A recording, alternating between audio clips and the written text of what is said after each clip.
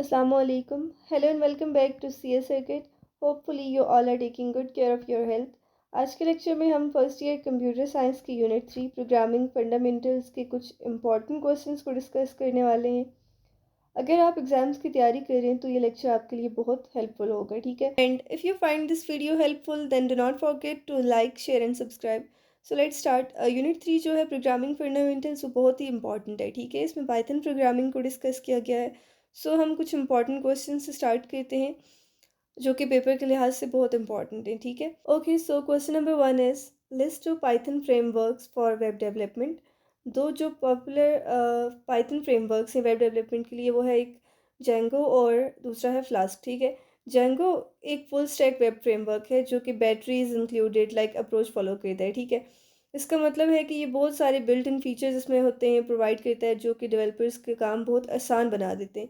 यानी कि authentication system अगर डिज़ाइन करना है तो यूज़र को साइन अप लॉगिन करने के फीचर्स ऑलरेडी इसमें जो है ना बिल्ट इन मौजूद होते हैं, वो मिल जाते हैं। उसके अलावा डेटाबेस हैंडलिंग के फीचर्स भी इस पर बिल्ट इन होते हैं, सिक्योरिटी फीचर्स। जब भी हम जेंगो से कोई वेब ऐप बनाते हैं तो एक रेडीमेड एडमिन पैनल मिलता है जो डेटाबेस को ईजिली मैनेज करने देता है, ठीक है। और जेंगो उन डेवलपर्स के लिए बेस्ट है जो फास्ट डेवलपमेंट और लार्ज स्केल प्रोजेक्ट्स बनाना चाहते हैं, जैसे कि e commerce websites, social media platforms, ठीक है। ओके, देन है फ्लास्क। फ्लास्क बेसिकली ये एक लाइट वेट फ्रेमवर्क है जो ज़्यादा फ्लेक्सिबिलिटी प्रोवाइड करता है। इसमें जो है वो जेंगो की तरह बिल्ट इन फीचर्स नहीं होते, लेकिन अगर आपको जो है ना एक कस्टमाइज वेब एप्लीकेशन डेवलप करनी है तो सिर्फ उन्हीं फीचर्स को यूज़ करें जो आप चाहते हैं, ठीक है। तो उसके लिए फ्लास्क बेस्ट है, ठीक है। फ्लास्क का जो सिंटेक्स है वो भी सिंपल है और इजी टू लर्न है। उसके अलावा बिगनर्स के लिए ये जो है ना बेस्ट ऑप्शन है, स्मॉल प्रोजेक्ट्स या प्रोटोटाइप्स के लिए भी बेस्ट होता है। और फ्लास्क जो है वो माइक्रो फ्रेमवर्क है, ठीक है। इसका मतलब ये है कि अगर आपने मैनुअली बहुत सी चीज़ें कन्फिगर करनी हैं, जैसे कि ऑथेंटिकेशन, डेटाबेस कनेक्शन या बाकी जो सिक्योरिटी फीचर्स होते हैं, ठीक है। और अगर फ्लेक्सिबिलिटी की बात की जाए तो ये बहुत ज़्यादा फ्लेक्सिबल है, ठीक है। और इसके अलावा जो है वो आप इसमें टूल्स और लाइब्रेरीज यूज़ कर सकते हैं जो आपके प्रोजेक्ट के लिए ज़रूरी हैं, ठीक है। Next question is implement an algorithm to prints multiplication number of a table in reverse order. Okay, algorithm basically step by step procedure होता है, ठीक है, किसी भी प्रॉब्लम को सॉल्व करने के लिए। यहाँ पे हमारे पास प्रॉब्लम है कि हमने एक टेबल का जो है वो मल्टीप्लिकेशन टेबल जो है उसको रिवर्स ऑर्डर में प्रिंट करना है, ठीक है। स्टेप 1 आप ले लेंगे स्टार्ट, ठीक है। यूज़र से आप जो है वो फिर इनपुट लेंगे, ठीक है। यूज़र से जो इनपुट लेंगे उस जिस बेसिकली जिसका आपने टेबल प्रिंट करना है, ठीक है। सपोज करते हैं कि यूज़र ने जो है ना 5 का टेबल प्रिंट करना है, ठीक है। तो फिर इसमें जो है वो आप एक लूप को इनिशियलाइज करवा देंगे, लूप वेरिएबल को, ठीक है। 10 से 1 तक चलाना होगा इसमें। और जो है वो फॉर लूप यूज़ करेंगे हम। फॉर लूप जो है वो बेस्ट है इसके लिए, इसको काउंटर लूप भी कहा जाता है। रेपिटेटिव टास्क को परफॉर्म करने के लिए ये जो है वो आइडियल है, ठीक है। और यानी कि आप जो है वो इनिशियलाइजेशन लूप, क्योंकि फॉर लूप का एक सिंटेक्स होता है उसमें initialisation, test condition, increment, decrement. तो यहाँ पे आप जस्ट सिंपल स्टेप्स क्रिएट कर रहे हैं, क्योंकि एल्गोरिदम में आप कोडिंग नहीं करते। सिंपली जो है वो आप एक लूप वेरिएबल को आई से जो है वो इनिशियलाइज करवा देंगे, ठीक है, from 10 to 1 in reverse order. Then आप लूप में जो है वो मल्टीप्लाई कर देंगे नंबर को आई से, ठीक है। स्टेप 5 में आप जो है वो प्रिंट करवा देंगे रिजल्ट को। Result will be equals to num asterisk i, ठीक है, नम मल्टीप्लाई बाय आई। और फिर आप जो है वो डिक्रीमेंट करवा देंगे, ठीक है, आई का 1 से, यानी कि आई माइनस माइनस, ठीक है। देन आप ये जो है वो स्टेप्स को रिपीट कर देंगे तब तक की जो कंडीशन है वो 1 तक पहुंच जाती, ठीक है। और step 8 will be stop. Okay, question number 3 is write a Python program using if elif else. इसमें आप कोई अपनी चॉइस का प्रोग्राम लिख सकते हैं, ठीक है। Hash take input from the user. Hash का मतलब यानी कि यहाँ पे जो है ना एक कमेंट यूज़ किया गया है, ठीक है। कमेंट जो होते हैं वो आपके प्रोग्राम की रीडेबिलिटी को इम्प्रूव करते हैं, ठीक है। यहाँ पे जो मैंने कोड यूज़ किया है वो एक नंबर को चेक करना है हमने कि आया वो नंबर पॉजिटिव है या नेगेटिव है, ठीक है। तो आप सबसे पहले एक नंबर को जो है वो इनिशलाइज करवा देंगे। देन आप जो है वो चेक करेंगे इफ़ के थ्रू कि if number greater than zero. अगर तो नंबर ज़ीरो से ग्रेटर है तो पॉजिटिव नंबर प्रिंट हो जाएगा, ठीक है। अगर जो नंबर है वो लेस देन ज़ीरो है, ठीक है, तो नंबर जो है वो नेगेटिव होगा, ठीक है। और एल्स के केस में हम कह देते हैं कि जो नंबर है वो ज़ीरो है, ठीक है। तो इफ़ बेसिकली चेक करता है कि नंबर पॉजिटिव है या नहीं। एलिफ ये चेक करेगा कि नंबर जो है वो नेगेटिव है या नहीं, ठीक है। और एल्स के केस में एल्स जो है ना तब चलेगा जब नंबर ज़ीरो होगा, ठीक है। तो if elf else conditions use होती हैं अलग अलग केसेस को हैंडल करने के लिए, ठीक है, मल्टीपल केसेस को हैंडल करने के लिए। Okay, next question is what is the purpose of import keyword in Python. Import keyword जो है वो पाइथन में यूज़ होता है बेसिकली एक्सटर्नल मॉड्यूल्स और लाइब्रेरीज़ को प्रोग्राम में लाने के लिए, ताकि जो है वो हम उसको यूज़ कर सकें, उसको जो है वो हम डिफरेंट उसके फीचर्स को यूज़ कर सकें, ठीक है, और हमें जो है वो बार बार जो है वो कोड ना लिखना पड़े, ठीक है। बेसिकली आप जो है वो रीयूज़ कर सकते हैं इसको। जैसे कि अगर हम इम्पोर्ट कीवर्ड का यूज़ करते हुए एक लाइब्रेरी को इम्पोर्ट करें, इम्पोर्ट मैथ, तो ये मैथ मॉड्यूल को इम्पोर्ट करेगी जो कि मैथमेटिकल फंक्शंस प्रोवाइड करती है, ठीक है। Next is what is the purpose of differentiate between local and global variables. Okay, global variable का एक जो डिफरेंस है यहाँ पे मेंशन है, आप इसको जो है वो अच्छे से लर्न करें, ये बहुत ही इंपॉर्टेंट है, ठीक है। इसकी डेफिनेशन, इसका स्कोप, लाइफ टाइम क्या और एग्जाम्पल, ठीक है। देन है explain the role of input function in Python. Input function Python में यूज़र से इनपुट लेने के लिए यूज़ होता है, ठीक है। ये फंक्शन प्रोग्राम की एग्जीक्यूशन के दौरान यूज़र से डेटा एंटर करवाने की सहूलत देता है। बेसिकली आप यूज़र से इससे इनपुट लेते हैं, ठीक है। How can you add comments in Python and why they are necessary. Python में कमेंट्स ऐड करने के लिए हैश का यूज़ होता है, ठीक है। कमेंट्स पाइथन जो है ना, इंटरप्रेटर जो होता है वो इसको इग्नोर करता है, और ये कोड को समझाने और रीडेबल बनाने के लिए यूज़ होते हैं। कोड की मेंटेनेंस के लिए, डीबगिंग में भी ये हेल्प करते हैं, ठीक है। बेसिकली कमेंट्स की वजह से ना प्रोग्राम आई कैचिंग लगता है और समझ में आ जाती है कि इसमें हो क्या रहा है, ठीक है। What are identifiers in Python, write any two rules for naming identifiers. Python में आइडेंटिफायर वो नेम्स होते हैं जो वेरिएबल्स, फंक्शंस, क्लासेस या ऑब्जेक्ट्स को रिप्रेजेंट करते हैं, ठीक है। आइडेंटिफायर सिर्फ लेटर्स यानी कि upper case A to Z, lower case A to Z और डिजिट्स जो होते हैं 0 से 9 और अंडरस्कोर से बना हो सकता है, ठीक है, लेकिन डिजिट से ये स्टार्ट नहीं हो सकता। और पाइथन कीवर्ड्स जैसे कि if, else if, while, do while, इनको आइडेंटिफायर के तौर पर हम यूज़ नहीं कर सकते, ठीक है। What is an array, how is it different from a list in Python. Array एक कलेक्शन होती है जो मल्टीपल वैल्यूज़ को एक ही वेरिएबल में स्टोर करती है, लेकिन सिर्फ एक ही टाइप का डेटा रख सकते हैं हम एरे में, ठीक है। और एरे जो है ना, इसमें सिर्फ एक टाइप का डेटा स्टोर कर सकते हैं। अगर सपोज करते हैं सिर्फ इंटीजर्स हैं तो इंटीजर्स, या सिर्फ फ्लॉट्स हैं तो फ्लॉटिंग पॉइंट, ठीक है। इसको यूज़ करने के लिए एरे मॉड्यूल इंपोर्ट करना पड़ता है, ठीक है। लिस्ट से डिफरेंट एरे इस तरह से है कि लिस्ट डिफरेंट टाइप्स की डेटा को स्टोर कर सकती है, जैसे कि इंटीजर्स, स्ट्रिंग्स, फ्लॉट्स। ये पाइथन में जो है ना बिल्ट इन होती है, जो मॉड्यूल इंपोर्ट करने की ज़रूरत इसकी कोई भी मॉड्यूल इंपोर्ट करने की ज़रूरत नहीं होती, ठीक है। Next is explain the difference between if and elf statements. If statement ये पहली कंडीशन चेक करती है, ठीक है। अगर कंडीशन ट्रू हो तो उसका कोड जो है ना, उसके साथ जो स्टेटमेंट लिखी होती हैं वो एग्जीक्यूट होती हैं, ठीक है। एलिफ स्टेटमेंट अगर इफ़ की कंडीशन जो है वो फॉल्स हो, ठीक है, तब एलिफ दूसरी कंडीशन को चेक करती है, ठीक है। फॉर एग्जांपल अगर नम है equals to 10, if num greater than 10, अगर तो ये कंडीशन ट्रू हुई तो नंबर जो है वो ग्रेटर देन 10 प्रिंट हो जाएगा, ठीक है। और अगर ये कंडीशन फॉल्स हुई तो एलिफ का केस एग्जीक्यूट होगा, एलिफ जो है वो इसके साथ की स्टेटमेंट रन हो जाएगी, नम इज़ एग्जैक्टली 10। और अगर ये भी ट्रू ना हुई तो एल्स में जो है वो नम इज़ लेस देन 10 ये एग्जीक्यूट हो जाएगी, ठीक है, अगर ऊपर की दोनों स्टेटमेंट्स जो है वो जो कंडीशन है वो फॉल्स होती हैं। Okay, next is differentiate between pseudo code and algorithm. Algorithm जो है वो एक स्टेप बाय स्टेप प्रोसेस होता है जो किसी प्रॉब्लम को सॉल्व करने के लिए लिखा जाता है, ठीक है। ये सिंपल लैंग्वेज या जो है ना, इसमें हम कुछ मैथमेटिकल फॉर्म्स भी यूज़ कर सकते हैं। सूडो कोड का एल्गोरिथम जैसे यहाँ पे सिंपल स्टेप्स मेंशन है, start, take two numbers as input, add the numbers, print the sum and stop.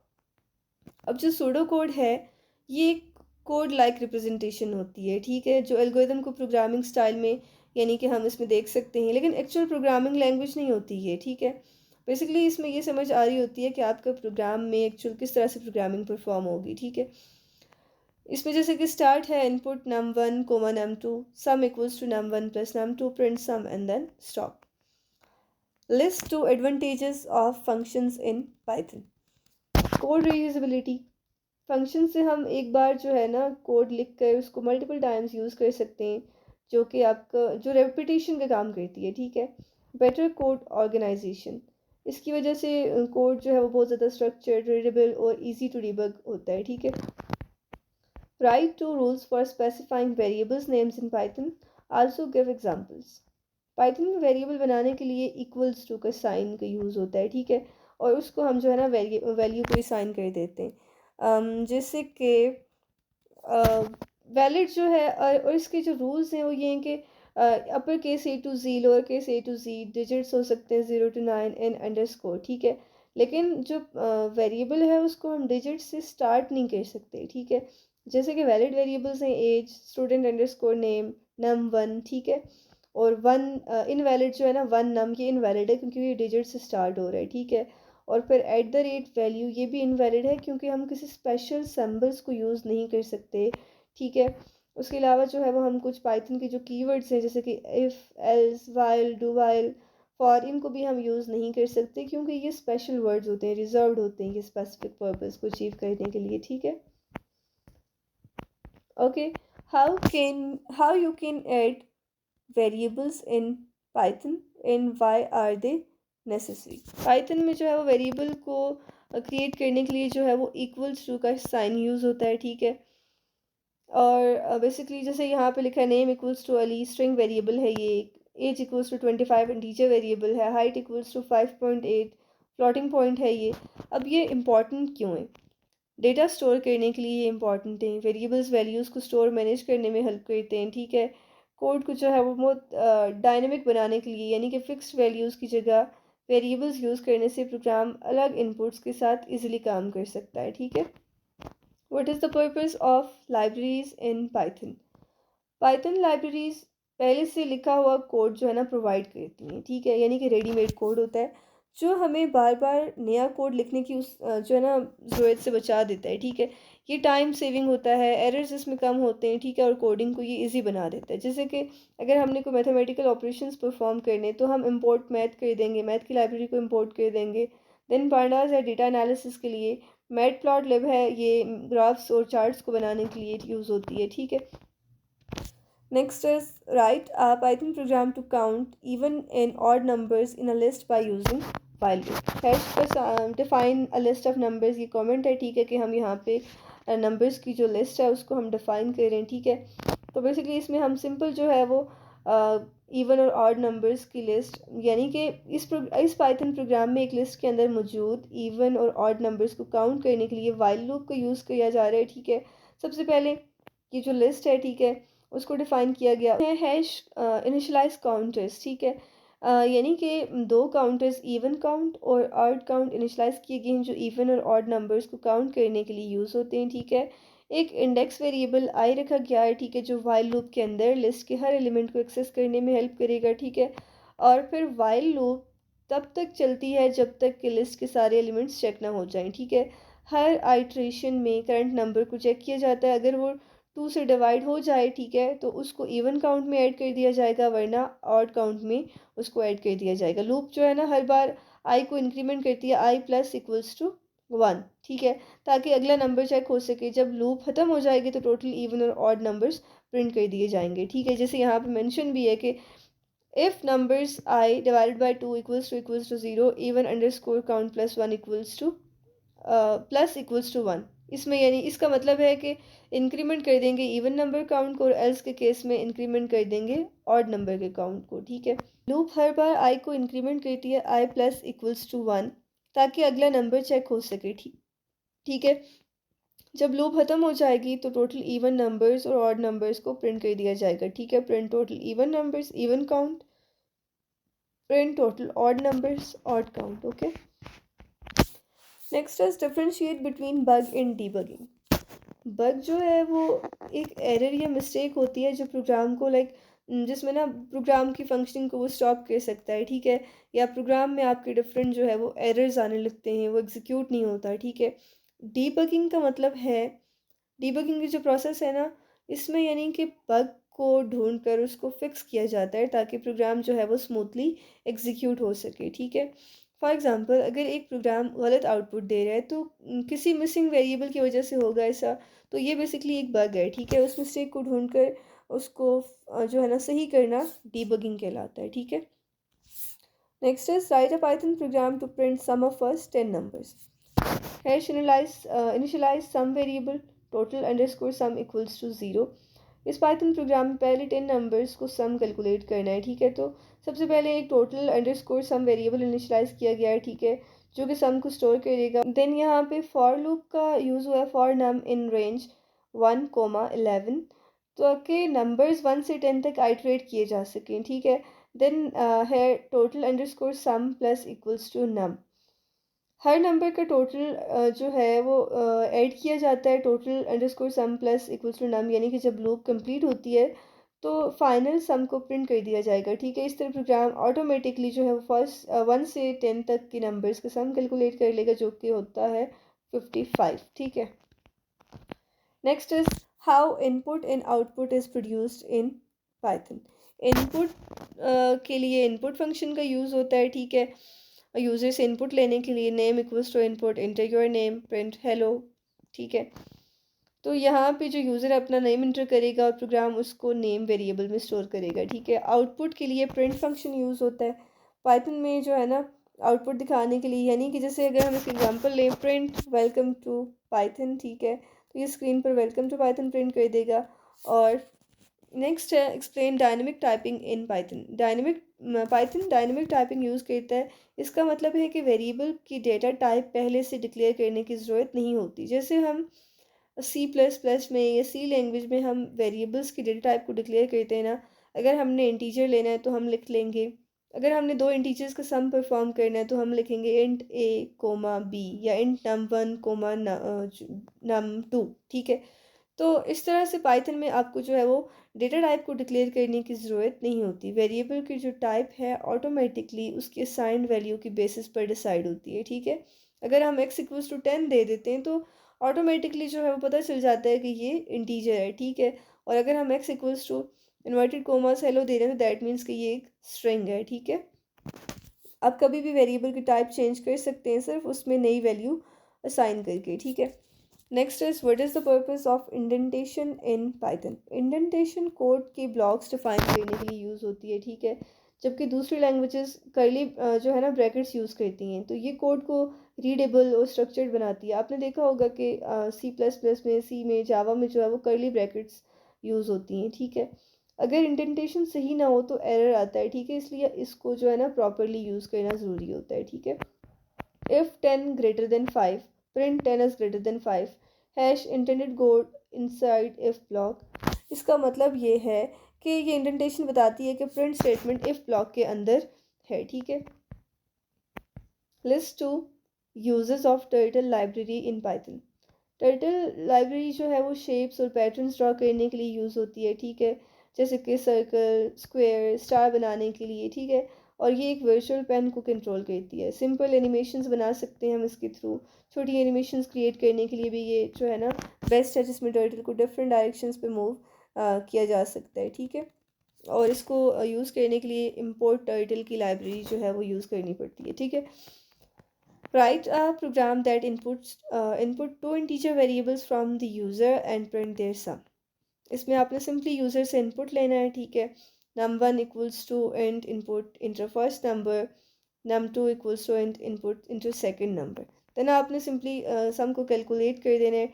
Some equals to sum result equals to num1 plus num2, और then last में आपने simple जो है वो इस रिजल्ट को print कर देना है, ठीक है।